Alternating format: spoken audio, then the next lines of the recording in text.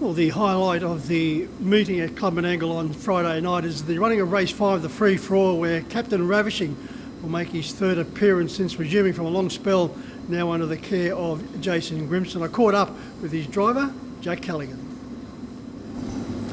Well, Jack, good to catch up with Captain Ravishing. All eyes will be on him in the field walk out for race 5 on the card. What do you think of his Miracle Mile performance? I thought it was sound without probably being great. Just the way the race was run wasn't really set up for the back markers, which I thought pre-race it was a chance of being. But unfortunately when you're racing against them top horses, you need things to go his way, and it just didn't on the night. He was beaten 10 metres by Don Hugo and running 7th. Catch Away was in a very similar position to you and also failed to make a move over the concluding stages. Yeah, that's right. We were just both at the back, and it was no tempo through the middle, so it was always going to be hard to make ground. You would have been delighted with his first up effort in the Cordina Sprint, finishing 2.5 metres behind his champion stablemate Swayze and running third. Yeah, for sure. He was awesome that night, and he's a horse that has shown he goes good fresh. So he's had 2 weeks now, and he'll be going good coming into Saturday.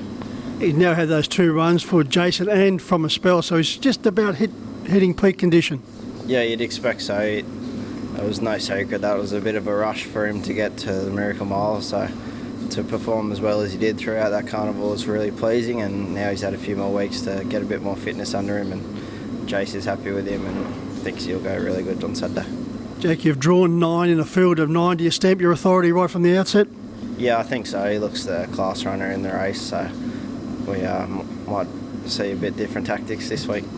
A light book of drives. You picked up a good performer here in Millwood Grace in the Waratah, drawing nicely in gate 3 for David Mikuloff. Yeah, don't know much about her at the moment, but I'll have to look at that. And it's always good to get drives for Mikuloff. They're a great family and good friends of mine, so I'm sure she'll go well. Tay in race 6. Well, she hasn't had a number 1 hit since July of last year, but she's a very honest performer. Yeah, her run last week was exceptional. It was one of the only horses that made ground, off the fence behind Don Hugo on Saturday. So she'll appreciate coming back to the mare's company, but she's got another tough draw, which will make it tough, but she'll run her usual great race. Yeah, she finished 4th last week, beaten 20 metres, but as you said, she was the eye catcher of that particular race. Yeah, she sure was. She was, coming wide, which, when they were coming home in 25, that's not where you want to be, but her run couldn't have been any better. She also finished 4th the previous start behind I Keep Smiling and the Baby Bling. This is a very similar assignment. Yeah, it is. That I Keep Smiling's obviously with the class runner of the race, but if things don't go our way, Tay-Tay's definitely good enough to capitalise. Move over to race 7, Jack, and you're driving for Roy Roots Jr. here, Major Reason. It's an open event, and although Major Reason is up in grade, nothing would surprise. No, that's right. I've driven this bloke a couple of times, and he's done well at Newcastle, so as you said, it's a pretty open race, and the best of him, we'll see him very competitive. Driving Captain Ravishing, and you're now associated with Timmy Richter, this exceptionally talented performer. 8 starts now for 7 wins and 1 second. His 2 runs for Jason have been outstanding. Yeah, they've both been really good. Both sat off the pace and just motored through the line, and still felt like he's had plenty left, so it's really positive signs coming into the season.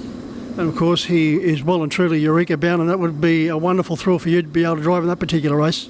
Yeah, it would. I haven't had to drive in it yet, so it's definitely something I'm trying to get into, and this bloke looks like he is definitely on his way towards it, so hopefully he can continue.